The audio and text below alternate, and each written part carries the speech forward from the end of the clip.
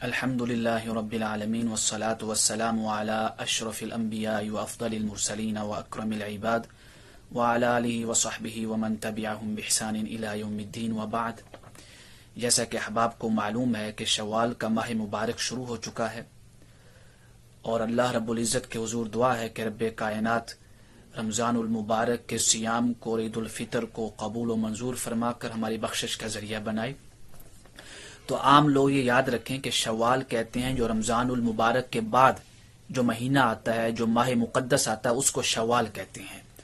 اور شوال میں 6 روزے رکھے جاتے ہیں جس کی فضیلت صحیح مسلم کی صحیح حدیث میں وارد ہوئی، اور باب ہے باب استحباب صوم 6 ایام من شوال اتباعا لرمضان، کہ شوال میں 6 روزے رکھنا رمضان کے بعد اس کے استحباب کے بیان میں، یعنی اس کے مستحب ہونے کے بیان میں. اور یہ حدیث نمبر ہے 1164. میرے آقا کریم علیہ الصلوۃ والسلام نے فرمایا من صام رمضان ثم اتبعه 6 من شوال کان کصیام الدہر، کہ جو شخص بھی رمضان شریف کے بعد جو متصل ماہ آتا ہے شوال کا، اس میں 6 دن کے روزے رکھتا ہے تو گویا کہ اس نے پورے زمانے کے روزے رکھے. اب یہاں پہ صیام الدہر پورے زمانے کے روزے کیسے ہوئے؟ جیسے امام نووی نے اسی باب کے تحت شرح صحیح مسلم میں اور امام ابن قدامہ نے المغنی میں مسئلہ نمبر ہے 2132 کے تحت یہ توضیح فرمائی کہ پورے زمانے کے روزے اس طرح کے جو رمضان کا ماہ ہے اس کے روزے 10 ماہ کے برابر ہیں، اور جو شوال کے 6 دن کے روزے ہیں یہ 2 ماہ کے برابر ہیں. تو اس طرح 12 ماہ کے روزے ہو گئے، گویا کہ آپ نے پورا سال روزے رکھے ہیں.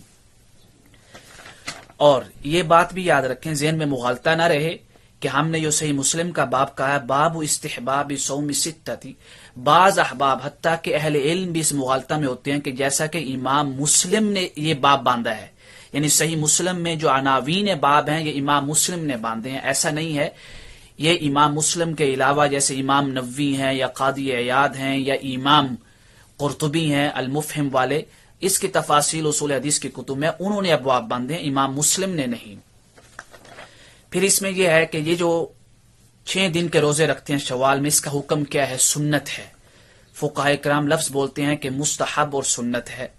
اس میں یہاں پہ ایک مغالطہ پیدا ہوتا ہے. امام اعظم ابو حنیفہ رضی اللہ تعالی عنہ کے بارے میں ان دنوں میں ایک خاص طبقے کے کچھ خاص لوگ ہیں، سارے نہیں، خاص لوگ صرف اعتراض کرنا ہوتا ہے نا، تحقیق ان کو معلوم ہوتی ہے کہ صداقت اور ہے، لیکن ہم حقیقت کو چھپاتے ہیں مخالف کے مد مقابلے میں تاکہ مخالف کی توہین کر سکیں، اس پہ اعتراض کر سکیں. تو ہماری بعض کتب میں جیسا کہ المحیط البرہانی اور دیگر کتب میں یہ قول آیا ہے امام اعظم ابو حنیفہ کا کہ شوال میں 6 دن کے روزے رکھنا مکروہ ہے مطلقاً، چاہے آپ ملا کے رکھیں چاہے متفرقاً رکھیں. تو اس سے مخالفین نے کیا دلیل پکڑی کہ صحیح مسلم کی صریح حدیث ہے اور صحیح حدیث ہے کہ 6 روزے رکھنا سنت ہے شوال میں اور فضیلت وارد ہوئی ہے، تو امام اعظم ابو حنیفہ کی فقہ حدیث کے خلاف ہے. ایسا نہیں ہے، یہ جو قول امام کی طرف منسوب کیا گیا ہے یہ غلط ہے، یہ صحیح نہیں ہے. صحیح یہی ہے کہ مطلقاً امام کے ہاں بھی جائز ہے اور سنت ہے بغیر کسی کراہت کے.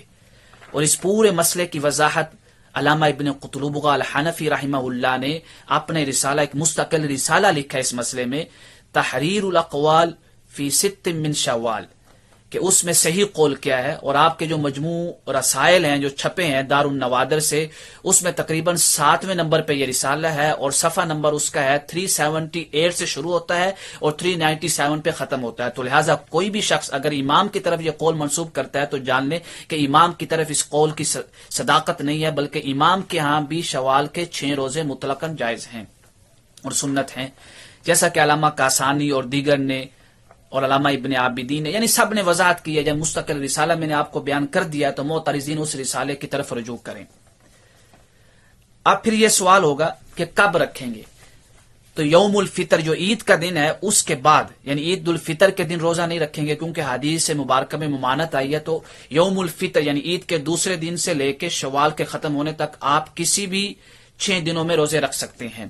تو کیا پھر سوال یہ ہے کہ کیا مسلسل رکھنے ہوں گے یا الگ الگ کر کے بھی رکھ سکتے ہیں؟ یہ آپ کی مرضی ہے. اس میں فقہاء میں اختلاف ہے کہ افضل کیا ہے. بعض نے افضل یہ کہا کہ مسلسل رکھنا، بعض نے افضل یہ کہا کہ مسلسل رکھنا شرط نہیں ہے بلکہ 6 روزے مکمل کرنا یہ سنت ہے شوال میں، وہ جیسے چاہے متفرقاً الگ الگ رکھ سکتا ہے یا ایک ساتھ ملا کے رکھ سکتا ہے۔ جنہوں نے کہا کہ افضل یہ ہے کہ الگ الگ رکھے، انہوں نے صوم وصال والی جو حدیث مبارکہ ہے اس سے استدلال کیا ہے۔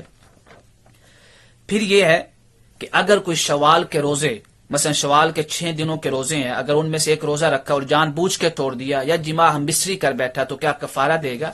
اصول یاد رکھیں، کفارہ اگر جان بوجھ کے کوئی روزہ توڑتا ہے یا ہم بستری کرتا ہے تو کفارہ صرف رمضان شریف کے مہینے میں اگر وہ ایسا فعل کرتا ہے تو اس پہ ہوگا، کیونکہ کفارہ رمضان شریف کی حرمت کی وجہ سے ہے، روزے کی وجہ سے نہیں۔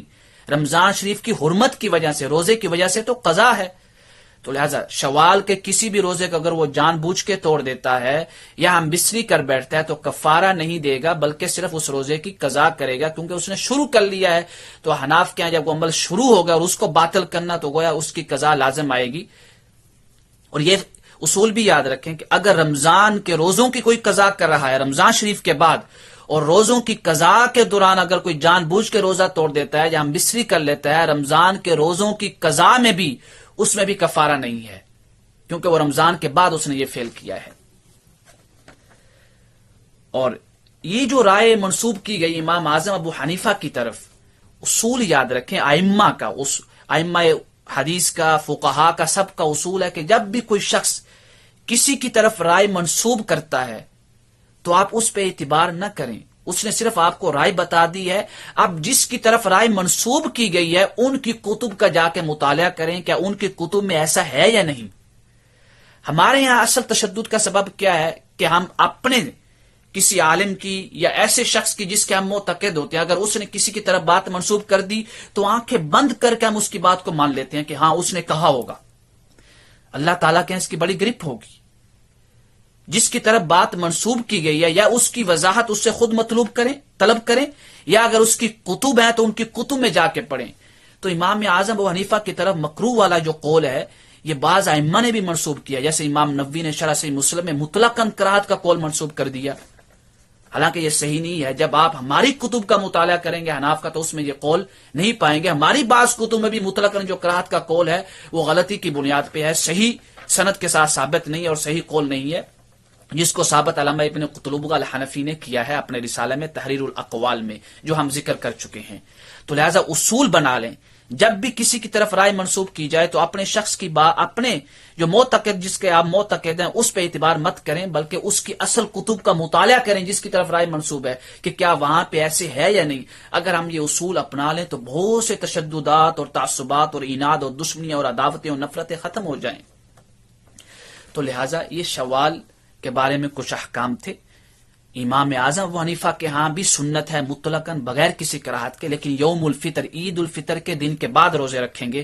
اور امام مالک کے ہاں جو قول منسوب کیا گیا ہے اس کی وضاحت خود ائمہ مالکیہ نے کیا ہے کہ وہ بھی مطلقاً نہیں، بلکہ اگر کوئی وجوب کا اعتقاد رکھے یا یوم الفطر عید کے دن روزے رکھے، یا عام جو لوگ ہوتے ہیں جیسے یہ دیہاتوں میں ہوتے ہیں، اگر آپ ان کو کہیں کہ شوال کے 6 روزے بھی رکھنا ہے تو زیادہ گمان یہ ہے کہ وہ 6 روزوں کو رمضان کا حصہ سمجھ لیں گے۔